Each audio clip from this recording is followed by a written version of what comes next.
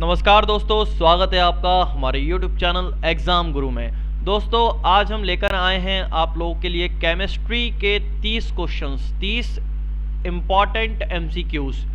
जी हाँ दोस्तों, 30 important MCQs। और जो लोग किसी भी एग्ज़ाम्स, चाहे RRB हुआ, SSC हुआ, SSC में भी CHSL, CGL, MTS या फिर जूनियर इंजीनियर, RRB की भी ग्रुप D, NTPC, किसी भी एग्ज़ाम्स की या किसी भी स्टेट गवर्नमेंट एग्ज़ाम्स की आप तैयारी कर रहे हैं, उनके लिए अगर आप ये वीडियो देख लेते हैं 30 MCQs केमिस्ट्री का, तो दोस्तों आपका 1 से 2 नंबर पक्का है। दोस्तों केमिस्ट्री के क्वेश्चंस आते हैं और बाकायदा आते हैं और अच्छे क्वेश्चंस आते हैं, और वही अच्छे क्वेश्चंस हम लोगों ने कोशिश की है कि इन 30 MCQs में हम लोग आप लोगों को प्रोवाइड करें। चलिए दोस्तों शुरुआत करते हैं, लेकिन उससे पहले एक मज़ेदार बात मैं बता दूं कि 29 क्वेश्चन तक का तो जवाब मैं आप लोगों को दूंगा। 29 क्वेश्चंस के पूरे के क्वेश्चंस के जवाब आपको मेरे द्वारा मिलेंगे, लेकिन एक 30th क्वेश्चन जो रहेगा, 30वां जो प्रश्न रहेगा, वो मैं आप लोगों के लिए छोड़ूंगा। उसे आप लोगों को वीडियो में कमेंट करके उसका आंसर देना है। दोस्तों मैं बस इसलिए ये कर रहा हूँ कि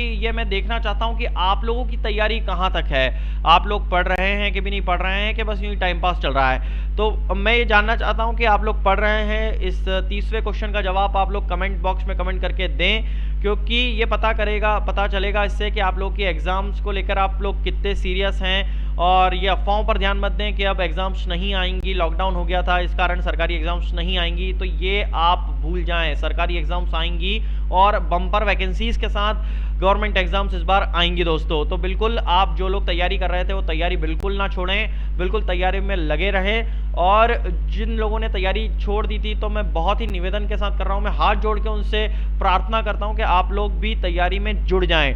चलिए दोस्तों शुरुआत करते हैं कि भंवर से लड़ो, तंग लहरों से उलझो, कहाँ तक चलोगे किनारे किनारे। तो दोस्तों किनारे किनारे चलना छोड़ दीजिए, बिल्कुल समुद्र में उतर जाइए, लहरों का सामना कीजिए। और पढ़ते हैं हम लोग आज केमिस्ट्री का पहला इंपॉर्टेंट क्वेश्चन। चलिए देख लेते हैं। गैसोलीन को निम्नलिखित से मिश्रित करके गैसोहोल बनाते हैं। उत्तर बताएंगे दोस्तों कमेंट बॉक्स में कमेंट करके।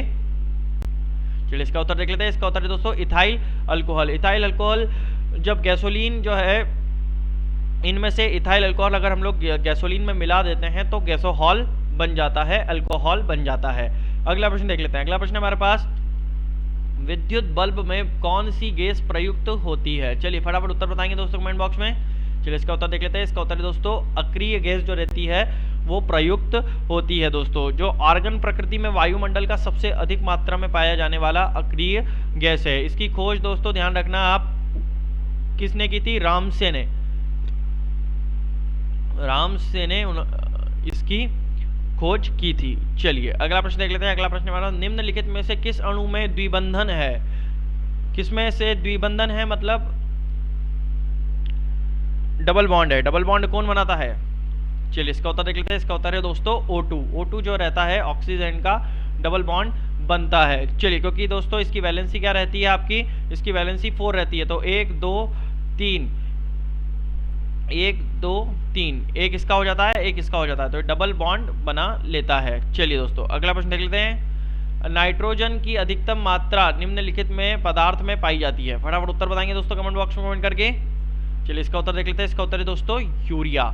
इसमें 46% नाइट्रोजन होता है, ध्यान रखिएगा। अगला प्रश्न देख लेते हैं। डीएनए में निम्नलिखित इकाई होती है, क्या होती है? डीऑक्सीराइबोस। डीऑक्सीराइबोस जो रहती है वो डीएनए की इकाई होती है। चलिए अगला प्रश्न देख लेते हैं। अगला प्रश्न हमारे पास, 1 माइक्रोन बराबर कितना होता है। फटाफट आंसर बताएंगे दोस्तों। चलिए इसका उत्तर देख लेते हैं। इसका उत्तर है दोस्तों 0.0001 मिलीमीटर जो है वो 1 माइक्रोन के बराबर होता है, ये ध्यान रखना है अपने को। अगला प्रश्न देख लेते हैं। विद्युत चुंबक को निम्नलिखित धातु काम आती है। फटाफट उत्तर बताएंगे दोस्तों। चलिए इसका उत्तर देख लेते हैं। इसका उत्तर है दोस्तों नर्म लोहा। जो सॉफ्ट आयरन रहता है वो आपका विद्युत चुंबक में वो धातु पाई जाती है। चलिए अगला प्रश्न देख लेते हैं। श्वेत फॉस्फेट को सदा रखा जाता है, कहाँ रखा जाता है व्हाइट फॉस्फेट को? चलिए इसका उत्तर देख लेते हैं। इसका उत्तर दोस्तों जल में, हमेशा ध्यान रखना है व्हाइट फॉस्फेट को जल में ही रखा जाता है। अगला प्रश्न देख लेते हैं। पानी में घुलने के पश्चात 7 से कम pH वाला यौगिक है, क्या होता, कौन सा यौगिक है? सिरका, सिरका जो है वो आपका पानी में घुलने के पश्चात 7 से कम पीएच बना लेता है, उसको बोलते हैं सिरका। और दोस्तों इसका कितना बना लेता है वो 2.4 से लेके 3.4 तक उसकी वैल्यू आती है। चलिए अगला प्रश्न देख लेते हैं। शैल तथा खनिजों में सर्वाधिक मात्रा में पाया जाने वाला तत्व है, क्या है? उत्तर बताएंगे कमेंट बॉक्स में। चलिए इसका उत्तर देख लेते हैं। इसका उत्तर है दोस्तों सिलिकन। सिलिकन शैलों तथा खनिजों में सर्वाधिक मात्रा में पाया जाने वाला तत्व है। ठीक है, चलिए अगला प्रश्न देख लेते हैं। अगला प्रश्न हमारे पास, पानी की अस्थायी कठोरता को किसका प्रयोग करके दूर किया जा सकता है? फटाफट उत्तर बताएंगे दोस्तों।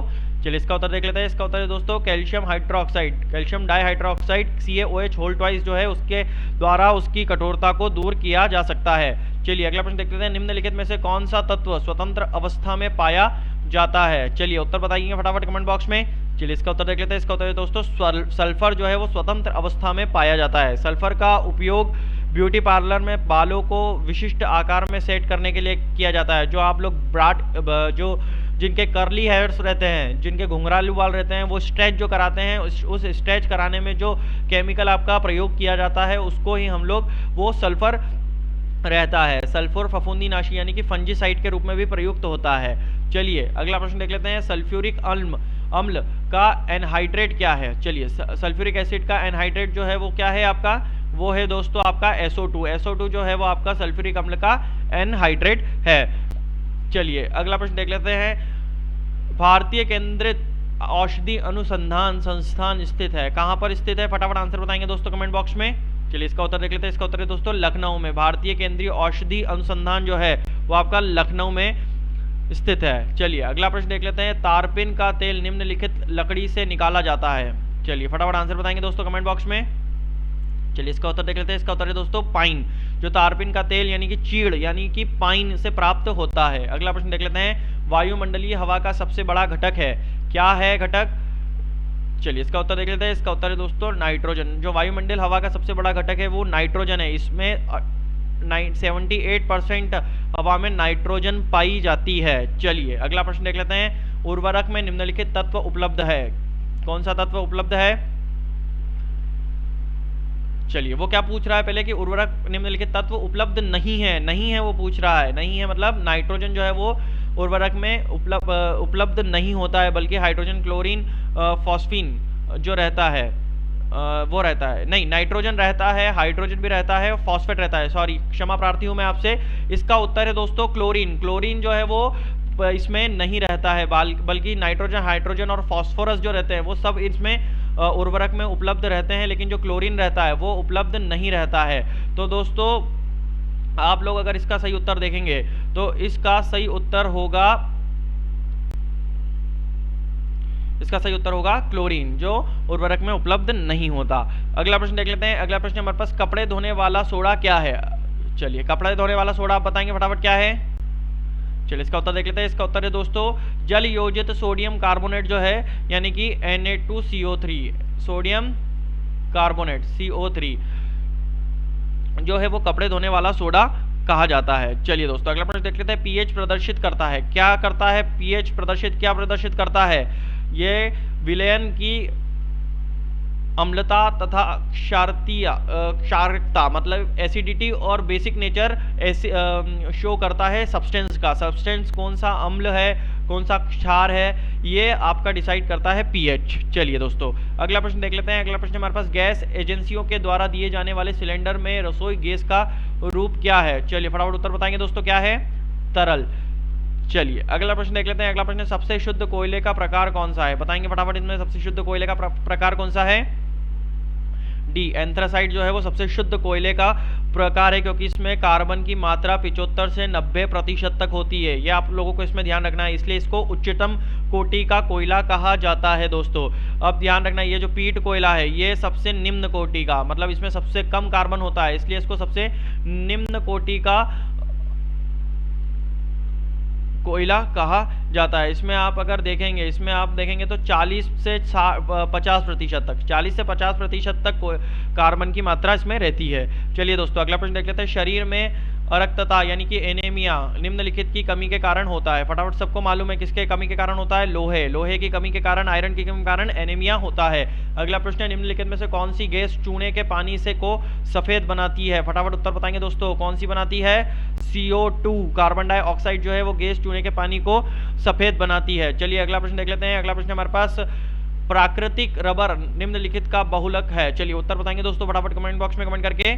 आइसोप्रीन जो है वो प्राकृतिक रबर का बहुलक है। चलिए दोस्तों अगला प्रश्न देख लेते हैं। नाभिकीय रिएक्टर में भारी जल यानी कि D2O का प्रयोग किस रूप में किया जाता है? फटाफट उत्तर बताएंगे दोस्तों कमेंट बॉक्स में।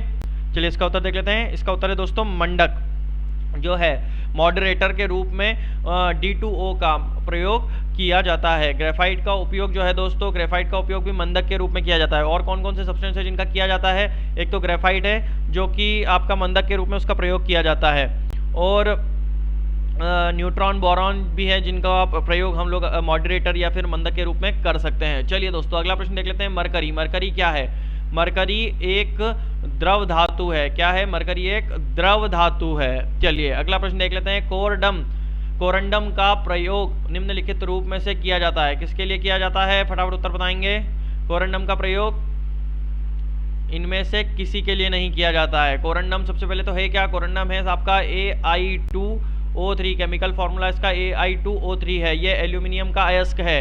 कोरंडम जो है वो एल्यूमिनियम का अयस्क है। चलिए दोस्तों अगला प्रश्न देख लेते हैं। शर्करा विलयन के किण्वदन से बनने वाली गैस जो है वो क्या है? चलिए उत्तर बताएंगे दोस्तों कमेंट बॉक्स में कमेंट करके।